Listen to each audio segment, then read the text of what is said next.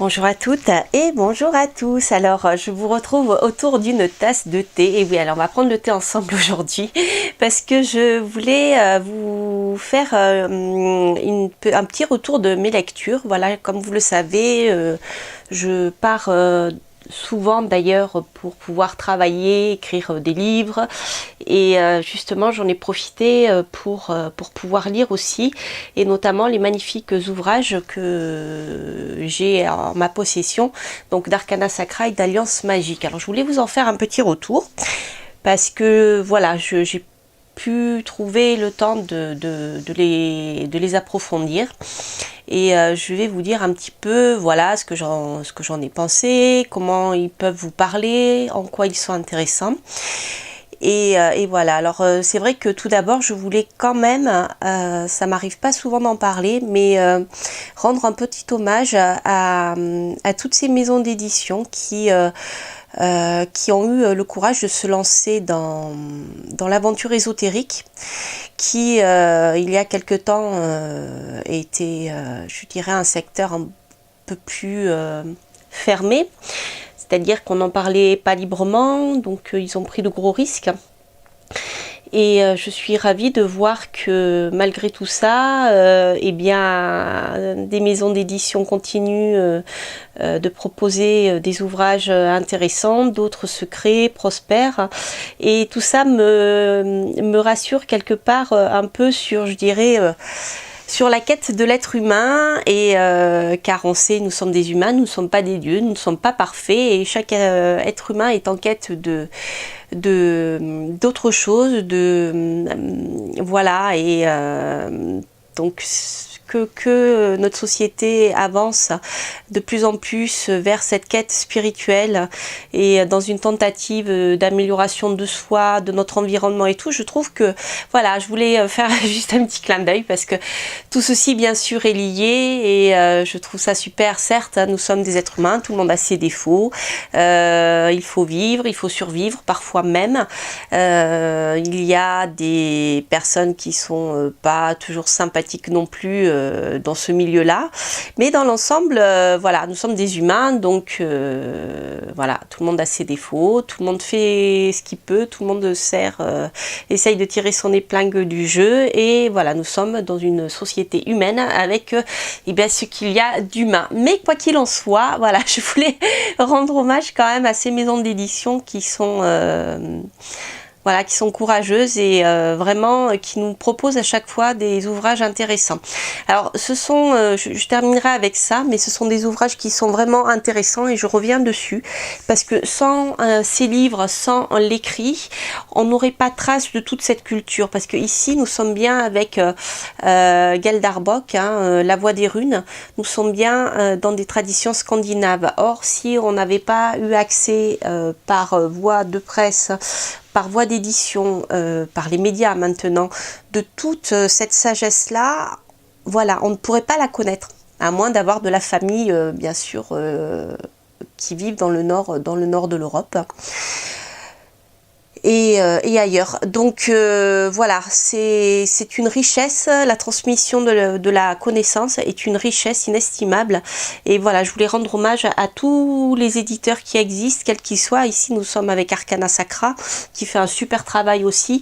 Et voilà, donc j'en profite pour les saluer au passage et les remercier du travail qu'ils font et de cette transmission du savoir et d'une certaine sagesse en fait. Voilà, avec un petit témoin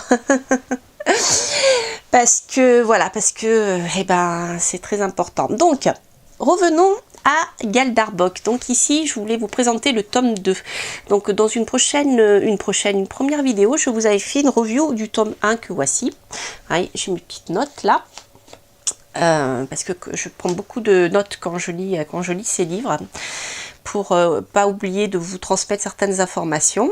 Et voilà, donc ici nous avons la suite. Alors il s'agit bien de la suite.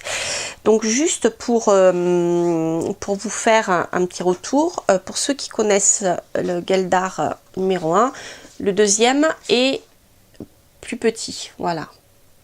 Il est moins épais. Hein. 2 fois moins épais, pas en transmission des choses, mais en papier, hein. Voilà, donc il s'agit vraiment de la suite.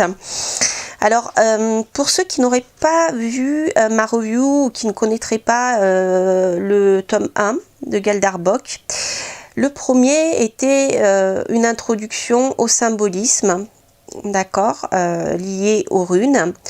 Il nous parlait bien sûr de chaque rune en détail, du yoga des runes, que ça soit par le son, par les positions des mains, un peu comme les mudras en Inde, et la position du corps comme le yoga. Et ensuite, il commençait à aborder la magie, c'est-à-dire que quand on entend par magie, c'est bien agir sur une cible avec ses propres énergies, aidées par les runes, ou certains talismans. Voilà. Ça, c'était pour résumer le premier. Alors, le second, il va plus en profondeur encore. C'est-à-dire que ici, l'objectif en fait de cet ouvrage est de voir comment, comme un alchimiste un peu, avec la magie des runes, la sagesse des runes, chaque être humain peut se transmuter. Non pas pour avoir du pouvoir et d'utiliser à des fins personnelles, comme on peut le faire en magie. C'est pas négatif, hein. Ça dépend de l'intention qu'on met derrière, bien sûr, mais là c'est plus dans le sens d'une transformation intérieure. Donc je parle d'alchimie parce que c'est un peu ça, c'est-à-dire que l'alchimiste, au-delà de transformer des métaux et autres en or, des métaux bruts en or, et de rechercher la pierre philosophale, qui n'est pas forcément immatérielle, et plutôt dans le développement de soi. Alors si vous faites de l'alchimie aussi avec les plantes, la spagyrie, c'est pareil dans le travail alchimique. Je vous en parle parce que j'en ai fait un petit peu, et là en ce moment j'ai pas le temps, j'ai pas l'énergie pour le faire, mais lorsqu'on travaille avec en alchimie, en fait on va bien au-delà de la transformation d'une plante en élixir, mais on transforme soi et on transforme sa vie. C'est vraiment très puissant, hein. Quand je vous en parle, c'est par expérience. Là, les runes, je ne connais pas, donc je découvre avec vous, et c'est un petit peu la même chose. Donc, Galdar nous parle de ça. Alors bien sûr, il va expliquer comment travailler avec des centres énergétiques que vous connaissez bien, puisqu'il s'agit des chakras, puisque dans la religion, pas la religion, mais dans la spiritualité de l'Inde, on parle de chakras, mais ce sont les roues énergétiques. Alors ici, on les appelle les Vélirs. Alors je prononcerai pas bien, parce que ça commence par un H, et je ne sais pas prononcer ces termes-là. Voilà. Ensuite, donc toujours dans l'introduction, il vous nous expliquer comment créer des mots runiques avec les runes. Donc pas pour écrire forcément de manière cachée, mais pour créer des talismans plus complets. C'est-à-dire, au lieu d'utiliser une seule rune qui a en elle son propre pouvoir, Galdar ici nous parle de mots de pouvoir runique. C'est-à-dire que c'est un assemblage de runes qui va avoir un effet magique particulier. Voilà. Et bien sûr, dans ce livre-là, il va aller plus loin, puisqu'il va parler de magie invocatoire, d'entité, de divinité, bien sûr, liée avec la philosophie du Nord. D'accord. Alors ça, c'était, voilà, pour résumer un peu ce livre. Alors au départ, je trouve ça très très intéressant, et vous allez voir, j'ai fait pas mal de parallèles en lisant ce livre, parce que finalement je me rends compte que ça fait un moment, mais que on passe par telle culture, qu'on passe par telle autre, qu'on passe par telle religion, qu'on passe par telle autre, ou par, je dirais, la spiritualité qui sous-tend chaque religion, en fait. Tout le monde a sa manière de s'exprimer, chacun a son vocabulaire, etc. Mais quoi qu'on dise, quoi qu'on fasse, je dirais, l'idée qu'il y a derrière reste la même, simplement, mais chaque peuple, en fonction de son vocabulaire et de son approche, va parler de la même chose avec des mots différents. Je vais prendre un exemple différent, je vais parler des scientifiques. Voilà. Lorsque un scientifique va parler, par exemple, de la chaîne ADN, eh bien, il va faire référence à certaines choses que l'on peut retrouver chez les chamans à travers le serpent cosmique. d'accord, et d'autres choses, d'autres visions chamaniques. Mais je vous en parlerai une prochaine fois dans une autre vidéo. Donc en fait, ce que j'ai trouvé intéressant dans ce livre, c'est que moi, ça m'a permis de faire le lien aussi avec d'autres cultures, d'autres manières de penser. Et en fait, finalement, je me suis rendu compte que, eh bien, la voie des 24 runes, c'est vraiment une voie ésotérique, mais abordée sous l'angle des peuples du Nord. Voilà. Alors au début, justement, il va nous parler, ici, j'avais noté, page 11, il va nous parler, eh bien, des différents corps de l'homme, d'accord. Voilà, donc avec le mot, bien sûr, en runes, je dirais, je suppose. Et en fait, il va nous parler eh bien, de tous ces termes qui vont nous parler des différents corps de l'homme, donc du corps astral, etc. etc., etc. Voilà, vous avez ici un certain nombre de choses. Donc on retrouve, comme on peut retrouver dans l'approche l'approche de l'Inde et des chakras, on va retrouver ces différents corps. On peut les retrouver aussi également dans l'hermétisme à travers d'autres noms comme le soma, la psyché, le pneuma, etc. Vous voyez, en fait, on retrouve la même sagesse avec d'autres noms. Donc ça, tout ça, il explique, je trouve, très très bien. Alors, il y a une petite chose, moi, qui m'a beaucoup plu dans toutes ces évocations, c'est, alors, il a appelé, je regarde mes notes, Filja. Donc c'est un peu, comment vous expliquer, c'est-à-dire que toute chose a son ombre et sa lumière, son sombre et son lumineux. Donc en fait, dans le premier sens de Filja, c'est l'âme qui s'émancipe de l'enveloppe corporelle. Il s'agit de dédoublement spirituel qui peut prendre une forme animale, et ça peut être aussi le double d'un clan familial. C'est rigolo, hein, on retrouve cette notion-là, c'est quelque chose qui m'a beaucoup troublée. C'est une notion que je ne connaissais pas bien. Ça se trouve, il y a des choses qui vont vous parler, et si vous avez envie de le mettre en commentaire, n'hésitez pas. Je suis vraiment curieuse de voir comment on peut le retrouver dans d'autres sciences ésotériques plus proches de nous. Alors, ça c'est intéressant. Alors, l'égrégore, non pardon, oui c'est ça. Par contre, l'égrégore qui protège le clan familial, c'est Aminja. Voilà, c'est la transmission du pouvoir ancestral. Alors, donc tout ça, voilà, on rentre vraiment dans la culture énergétique des peuples du Nord. Donc, vous voyez des petites choses qui vont beaucoup plus loin que moi, en tout cas, choses que je connais, notamment en hermétisme ou dans l'approche de l'Inde. Là, ici, voilà, je découvre des choses vraiment qui m'ont vraiment passionnée, donc je vous en parle. On retrouve aussi le Ced, une magie plus ancienne que le Galtre, pratiquée par les femmes pour la divination, la voyance, le voyage chamanique, le contact avec l'invisible, la médecine naturelle. Alors là, pour moi, je vois ici la culture des Gitans, puisque la transmission qui est liée à la divination, le lien avec l'ésotérisme et tout, est assurée par les femmes, de femme en femme. Voilà, c'est la transmission par la grand-mère, les tantes, etc. Donc c'est rigolo, on retrouve vraiment cet univers-là aussi ici. Qu'est-ce que je voulais vous dire d'autre? Voilà. Donc ça, c'était pour la première partie. Alors ensuite, il y a une seconde partie où Galdar va nous parler des rituels aux divinités. Il va nous parler aussi des différents mondes au travers de l'arbre Yggdrasil. Donc pour moi, je vois l'arbre séphérotique avec mes connaissances plutôt légères, hein, je dirais, mais avec la Kabbale. Voilà, l'arbre de vie et ses différents niveaux. Donc là, c'est page 29. Je vais essayer de faire plus court parce que je vois que le temps tourne et je veux pas que ma vidéo soit trop longue. Et voilà, 29, c'est là. Voilà, donc là ici on va rentrer dans plus, je dirais, la consécration et les rituels pour les divinités. Voilà. Ensuite, donc comme je vous le disais, il va parler d'Yggdrasil.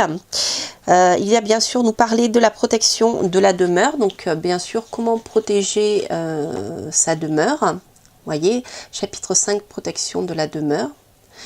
Donc ça c'est très très intéressant. Je vous en avais parlé je crois en vous présentant un livre de Patrick Guérin justement qui parlait de ça, mais là on était plutôt je dirais dans les traditions de l'ésotérisme chrétien ou de la magie des campagnes. Et ici là voilà on est plutôt dans les runes en fait. Donc en même temps que je vous parle je réfléchis à autre chose. Donc ici vous voyez vous avez comment créer des protections pour la protection et la force. Donc vous avez l'association de 2 runes, mot de pouvoir, Algsur, Alg de Algiz, nom anglo-saxon, tardif, et Elaz, S de Souwilo, et de Ur de Uruz. Voilà, ici vous avez une association de runes pour pouvoir protéger votre demeure. Donc il y a beaucoup de choses, vous voyez, pour la sécurité en voyage, pour retrouver ce qui est perdu ou ce qui est caché. Enfin, on va vraiment très loin. Là, on rentre dans la magie, hein. C'est pour ça que je vous dis c'est vraiment la suite, la continuité du premier qui sera plutôt axé sur la divination. Ici là on va rentrer dans la magie des runes et ce que l'on peut faire avec. Alors nous avons aussi ici page 65 les mots de pouvoir. Alors là on rentre toujours dans la création des talismans. Et surtout pour la projection. Autrement dit, pour la création ici des mots, on n'est plus dans la création de sigil, d'accord? Et il nous explique d'ailleurs comment il doit être activé. Ici, dans les mots de pouvoir, on va être plutôt dans ce qui est la projection d'un sort. Voilà. Donc ça, c'est vraiment très très intéressant. Je vous dis, on va loin. Hein. Et ensuite, page 75, ici...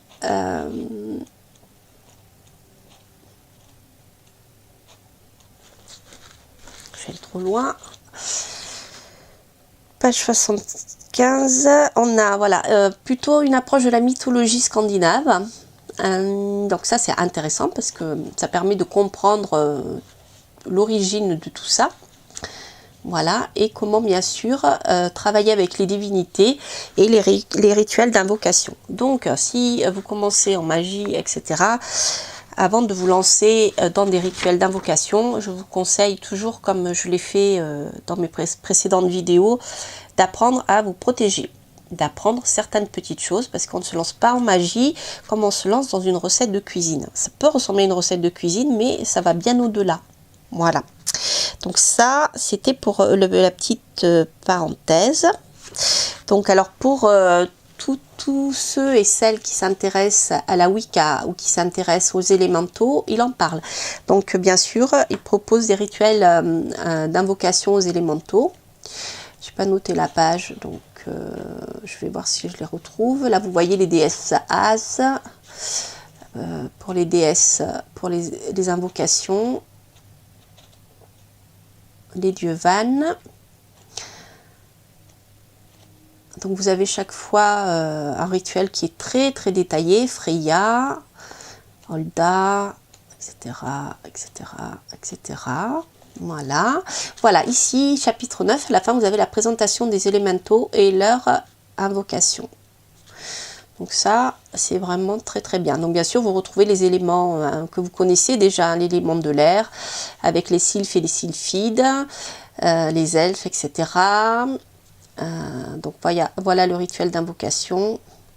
Pour ceux qui s'intéressent aux invocations et le travail avec les élémentaux, vous pouvez le trouver aussi dans les livres d'Eliphas Lévy.